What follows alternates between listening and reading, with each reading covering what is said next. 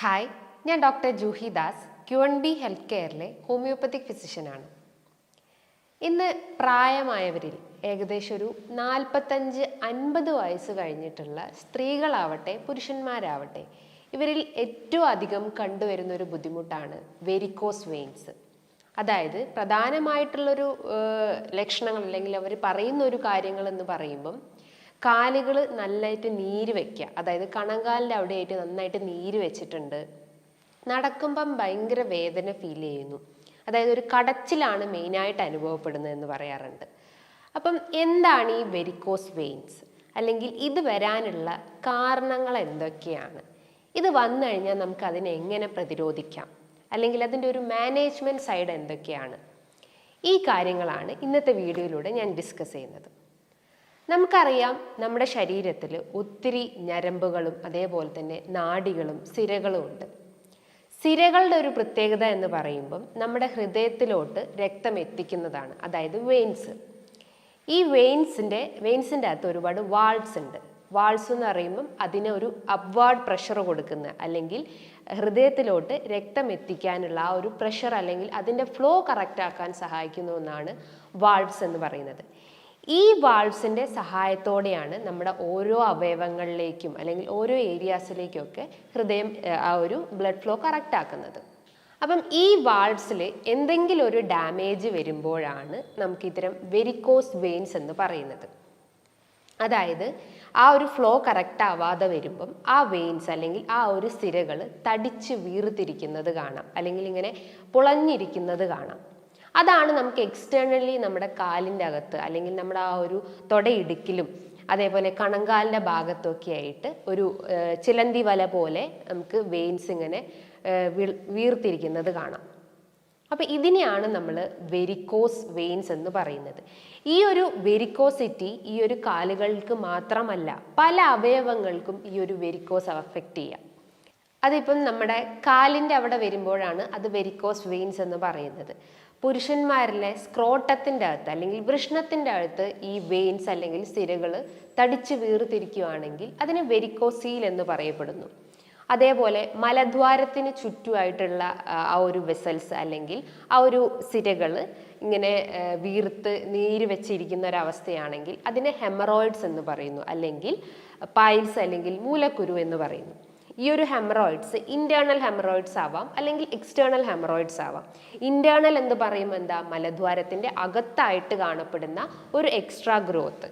External haemorrhoids എന്നാണ് പുറത്ത് കാണപ്പെടുന്നത്, അതായത് മലദ്വാരത്തിന്റെ പുറത്ത് കാണപ്പെടുന്നതിനെയാണ് നമ്മൾ എക്സ്റ്റേണൽ ഹെമറോയിഡ്സ് എന്ന് പറയുന്നത്. അപ്പോൾ ഓരോ അവയവങ്ങൾക്കും ഈ ഒരു വെരിക്കോസ് അഫക്റ്റ് ചെയ്യാം, അല്ലെങ്കിൽ ഈ ഓരോ അവയവങ്ങൾക്ക് സപ്ലൈ ചെയ്യുന്ന ഇത്തരം സിരകൾക്ക് ഇത്തരം ഡാമേജുകൾ സംഭവിക്കാം. അതിൻ്റെ ഒരു മെയിൻ കാരണം ഞാൻ തുടക്കത്തിൽ തന്നെ പറഞ്ഞു, വാൾസിൽ ഉണ്ടാവുന്ന ഒരു ഇൻസഫിഷ്യൻസി അല്ലെങ്കിൽ ആ ഒരു വാൾസ് വീക്ക് ആവുന്ന അവസ്ഥ കൊണ്ടാണ് ഇത്തരം വെയിൻസ് ഇങ്ങനെ തടിച്ച് വീർത്തിരിക്കുന്ന ഒരു അവസ്ഥ കാണപ്പെടുന്നത്. ഇത് ഏറ്റവും അധികം 70% സ്ത്രീകളിലാണ് ഏറ്റവും അധികം കാണപ്പെടുന്നത്. അതിൻ്റെ ഒരു പ്രധാന കാരണം എന്ന് പറയുമ്പോൾ പ്രധാനമായിട്ടും ഹോർമോണൽ ഇംബാലൻസ് ആണ്. അതായത് പ്രഗ്നൻ്റ് ആയിരിക്കുമ്പോൾ അവരുടെ ശരീരത്തിൽ പല രീതിയിലുള്ള ഹോർമോണൽ ഇംബാലൻസ് സംഭവിക്കാം. ഈവൻ മെനോപോസ് ആയിരിക്കുന്ന സമയത്ത്, അതേപോലെ തന്നെ മെൻസസ് അറ്റൈൻ ചെയ്യുന്ന അല്ലെങ്കിൽ ആർത്തവം അറ്റൈൻ ചെയ്യുന്ന ആ ഒരു പീരീഡിലായാലും ഇത്തരം വെരിക്കോസിറ്റി കണ്ടുവന്നിട്ടുണ്ട്. പ്രഗ്നൻസി സമയത്ത് ആണ് ഏറ്റവും കൂടുതൽ ഇന്ന് സ്ത്രീകൾ പറയുന്നത് ഇത്തരം വെരിക്കോസിൻ്റെ പ്രശ്നങ്ങൾ. അതിൻ്റെ ഒരു കാരണം എന്ന് പറയുമ്പോൾ പ്രഗ്നൻ്റ് ആയിരിക്കുമ്പം നമ്മുടെ ആ ഒരു യൂട്രസ് അല്ലെങ്കിൽ ഗർഭാശയത്തിൻ്റെ ആ ഒരു പ്രഷർ നമ്മുടെ കാലുകളിലേക്കുള്ള വെയിൻസിലേക്ക് ഓവറായിട്ട് വരുന്നു, അല്ലെങ്കിൽ ആ ഒരു സിരകളിലേക്ക് കൂടുതലായിട്ടും മർദ്ദം ചെലുത്തുന്നു. അതായത് യൂട്രസിൻ്റെ ആ ഒരു പ്രഷർ കാലുകളിലേക്ക് എത്തുന്നു. അതുമൂലം ആ ഒരു വീനസ് ഇൻസഫിഷ്യൻസീസ് ഉണ്ടാവുന്നു, അല്ലെങ്കിൽ ആ ഒരു വാൾസ് വീക്ക് ആവുന്ന ഒരു അവസ്ഥ ഉണ്ടാവുന്നു. അതേപോലെ തന്നെ കുറേ നേരം നിന്ന് ജോലി ചെയ്യുന്ന ആളുകൾ, അതായത് ഇപ്പം പോലീസ്മാന്, ഡോക്ടേഴ്സ്, നേഴ്സ്, സെയിൽസ്മാന്, അങ്ങനെ ഓരോ ഡിപ്പാർട്ട്മെൻറ്റിലും നമ്മൾ കുറേ നേരം നിന്ന് ജോലി ചെയ്യുന്ന ആളുകളാണെങ്കിലും അതുമൂലം നമുക്ക് കാലിൻ്റെ അവിടെ ഒരു വേദന അനുഭവപ്പെടാം. അതൊരു കടച്ചിലായിട്ടാണ് പല ആളുകളും, ഈ ഒരു രൂപത്തിലാണ് പല ആളുകളും പറയാറ്. അപ്പം അതിൻ്റെയൊക്കെ ഒരു കാരണം എന്ന് പറയുമ്പോൾ എന്താ, ആ ഒരു വീനസ് ഫ്ലോ അല്ലെങ്കിൽ കൃത്യമായിട്ട് സർക്കുലേഷൻ നടക്കുന്നില്ല, അതായത് പ്രോപ്പർ ആയിട്ടുള്ള ഓക്സിജൻ സപ്ലൈ ഓരോ വെസൽസിലേക്കും എത്തുന്നില്ല. അതുമൂലമാണ് നമുക്ക് ഇത്തരം കടച്ചിൽ അനുഭവപ്പെടുന്നത്. അതേപോലെ പ്രായമായാലും ഇത്തരം പ്രശ്നങ്ങൾ കണ്ടുവരാം. ഏകദേശം ഒരു 50 അല്ലെങ്കിൽ ഒരു 60 വയസ്സ് കഴിഞ്ഞിട്ടുള്ള സ്ത്രീകളാവട്ടെ പുരുഷന്മാരാവട്ടെ അവരിലും ഇത്തരം വീനസ് ഇൻസഫിഷ്യൻസി അല്ലെങ്കിൽ വെരിക്കോസിറ്റി കണ്ടുവന്നെന്ന് വരാം. അതിൻ്റെ ഒരു കാരണം എന്ന് പറയുമ്പോൾ ഒരു പ്രായം എത്തിക്കഴിഞ്ഞാൽ നമ്മുടെ ഓരോ അവയവങ്ങളും ഓരോ നാഡികളും ഓരോ സിരകൾക്കും ഒരു വീക്ക്നെസ് അനുഭവപ്പെടാം, അല്ലെങ്കിൽ അത് ക്ഷയിച്ചു പോകുന്നൊരവസ്ഥയിലേക്ക് പോകാം പ്രായം എത്തുന്നതിനനുസരിച്ച്. അപ്പം നമ്മുടെ ആ ഒരു ബ്ലഡ് വെസൽസിന് ഒരു ഇലാസ്റ്റിസിറ്റി ഉണ്ട്. നോർമലി നമ്മളെ ബ്ലഡ് വെസൽസിന് ഒരു നോർമൽ ഇലാസ്റ്റിസിറ്റി ഉണ്ട്. ഒരു പ്രായം എത്തിക്കഴിഞ്ഞാൽ ഈ ഒരു ബ്ലഡ് വെസൽസിൻ്റെ ആ ഒരു ഇലാസ്റ്റിസിറ്റി നഷ്ടപ്പെട്ടു പോകുന്നു. അതായത് അതിനിങ്ങനെ കോൺട്രാക്ട് ചെയ്യാനും അല്ലെങ്കിൽ ആ ഒരു വലിച്ചു നീട്ടാനുള്ള ആ ഒരു ടെൻഡൻസി അതിന് നഷ്ടപ്പെട്ടു പോകുന്നു. അതുകൊണ്ടാണ് ഈ പ്രായമായിട്ടുള്ള ആളുകളിൽ ഏറ്റവും അധികം ഇത് കണ്ടുവരുന്നത്, അത് സ്ത്രീകളാവട്ടെ പുരുഷന്മാരാവട്ടെ. അതേപോലെ തന്നെ മറ്റൊരു പ്രധാനപ്പെട്ട ഒരു കാരണം അല്ലെങ്കിൽ ഈ ഒരു വെരിക്കോസ് വെയിൻ വരാനുള്ള ഒരു മെയിൻ കാരണം എന്ന് പറയുന്നത് ഇന്ന് ഓൾമോസ്റ്റ് എല്ലാവരിലും അഫക്റ്റ് ചെയ്യുന്ന ഒന്നാണ് ഒബേസിറ്റി അല്ലെങ്കിൽ അമിതവണ്ണം. ഈ ഒരു എക്സസ് ആയിട്ടുള്ള കൊഴുപ്പ് നമ്മുടെ ശരീരത്തിൽ അടിഞ്ഞു കൂടുമ്പം ഈ ഒരു വെരിക്കോസിറ്റി പ്രശ്നം മാത്രമല്ല പല രീതിയിലുള്ള ലൈഫ് സ്റ്റൈൽ ഡിസീസ് ഇന്ന് ആളുകളെ അഫക്റ്റ് ചെയ്യുന്നുണ്ട്. അതായത് ഫാറ്റി ലിവർ ഏറ്റവും അധികം ആളുകളിൽ കണ്ടുവരുന്ന ഒന്നാണ്. അതേപോലെ തന്നെ പ്രമേഹം, സ്ത്രീകളിൽ നോക്കുകയാണെങ്കിൽ PCOD issues, polycystic ovarian syndrome അല്ലെങ്കിൽ പോളിസിസ്റ്റിക് ഒവേറിയൻ ഡിസീസ്. അതേപോലെ തന്നെ ഒരു 30 വയസ്സ് കഴിഞ്ഞിട്ടുള്ള സ്ത്രീകളിൽ യൂട്രൈൻ ഫൈബ്രോയിഡിൻ്റെ പ്രശ്നങ്ങൾ, അതായത് മെൻസസിൽ ഇറഗുലാരിറ്റി ഉണ്ടാവുക. ഇതിൻ്റെയൊക്കെ ഒരു ഏറ്റവും മെയിൻ വില്ലൻ എന്ന് പറയുന്നത് ഒബേസിറ്റി അല്ലെങ്കിൽ അമിതവണ്ണമാണ്. നമ്മുടെ ശരീരത്തിൽ ഓരോ അവയവങ്ങൾക്ക് ചുറ്റും എക്സസ് ആയിട്ടുള്ള ഈ ഒരു ഫാറ്റ് ഡിപ്പോസിറ്റ് ചെയ്ത് കഴിഞ്ഞാൽ അതിൻ്റെ ഫങ്ഷൻ അല്ലെങ്കിൽ ആ ഒരു ഓർഗൻസ് അല്ലെങ്കിൽ ആ ഒരു അവയവത്തിൻ്റെ ആ ഒരു ധർമ്മം കൃത്യമായിട്ട് നടക്കാതിരിക്കുന്നു. അതുമൂലം നമുക്ക് ഇത്തരം സിവിയർ കോംപ്ലിക്കേഷൻസ് അല്ലെങ്കിൽ സിവിയർ പ്രശ്നങ്ങൾ നമ്മുടെ ശരീരത്തിനെ അഫക്റ്റ് ചെയ്യുന്നു. അപ്പം ഈ ഒരു അമിതവണ്ണവും ഈ ഒരു വെരിക്കോസിറ്റിയിലേക്ക് ലീഡ് ചെയ്യാനുള്ള ഒരു ചാൻസസ് ഉണ്ട്.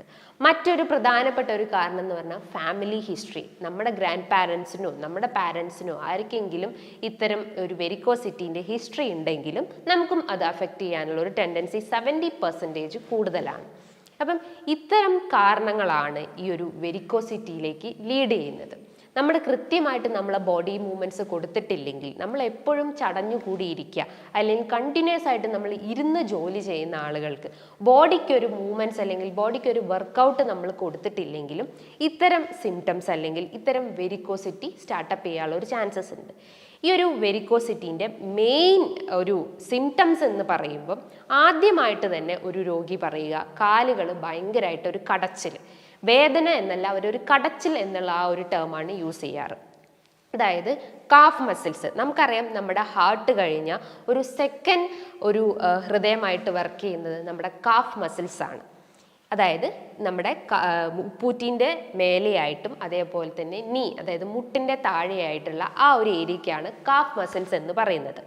ഈ ഒരു കാഫ് മസിൽസ് കൺട്രാക്ട് ചെയ്യുമ്പോൾ, അതായത് ആ ഒരു കൺട്രാക്ഷനും റിലാക്സേഷൻ്റെയും സഹായത്തോടെയാണ് ഓരോ അവയവങ്ങളിലേക്കും അല്ലെങ്കിൽ ഹൃദയത്തിലേക്ക് ഈ ഒരു ബ്ലഡ് ഫ്ലോ എത്തിക്കുന്നത്.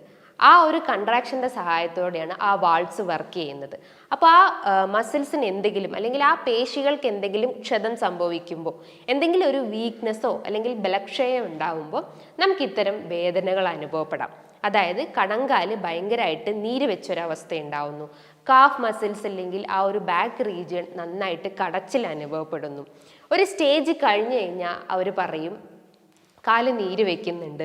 അതേപോലെ ഒരു ചിലന്തി വല ആകൃതിയിൽ വെയിൻസ് അല്ലെങ്കിൽ സിരകൾ കാണപ്പെടുന്നുണ്ട്, സ്പൈഡർ വെയിൻസ് എന്ന് പറയപ്പെടുന്നു. അതേപോലെ ചില ആളുകൾ പറയും കുറച്ചുകൂടി സ്റ്റേജ് കഴിഞ്ഞ് കഴിഞ്ഞാൽ ഇച്ചിങ്, അതിശക്തമായിട്ടുള്ള ചൊറിച്ചിൽ അനുഭവപ്പെടാറുണ്ട്. ഈ ഒരു കോമൺ ആയിട്ടുള്ള മെയിൻ സിംറ്റംസ് ആണ് ഇത്തരം വെരിക്കോസ് വെയിൻ്റെ ഒരു കാരണങ്ങൾ അല്ലെങ്കിൽ വെരിക്കോസ് വെയിൻ്റെ ലക്ഷണങ്ങൾ എന്ന് പറയുന്നത്. ഈ വെരിക്കോസ് വെയിന് പല സ്റ്റേജസ് ഉണ്ട്. ഏകദേശം ഒരു 4-5 സ്റ്റേജസ് ആയിട്ടാണ് വെരിക്കോസ് വെയിൻ ക്ലാസിഫൈ ചെയ്തിട്ടുള്ളത്. സ്റ്റേജ് 1 ഞാൻ തുടക്കത്തിൽ പറഞ്ഞ പോലെ തന്നെ ഒരു വേദന അനുഭവപ്പെടാം, അതായത് ഒരു കടച്ചിൽ പോലെ ഫീൽ ചെയ്യുന്നു, കാലെടുത്ത് വെക്കാൻ പറ്റുന്നില്ല, രാവിലെയൊക്കെ ആയി കഴിഞ്ഞാലാണ് ഇത്തരം വേദനകൾ കുറയുന്നത്. പക്ഷെ ഒരു രാത്രി കാലങ്ങൾ അല്ലെങ്കിൽ ഒരു ഈവനിങ് ടൈം ആയി കഴിഞ്ഞാൽ ആ വേദന വർദ്ധിച്ചു വരുന്നുണ്ട്. കുറേ നേരം ഇരുന്ന് ജോലി ചെയ്ത് കഴിഞ്ഞാൽ അവർ പറയും കാലിന് ഭയങ്കരമായിട്ടൊരു കടച്ചിൽ, കാലെടുത്ത് വെക്കാൻ പറ്റുന്നില്ല എന്ന്.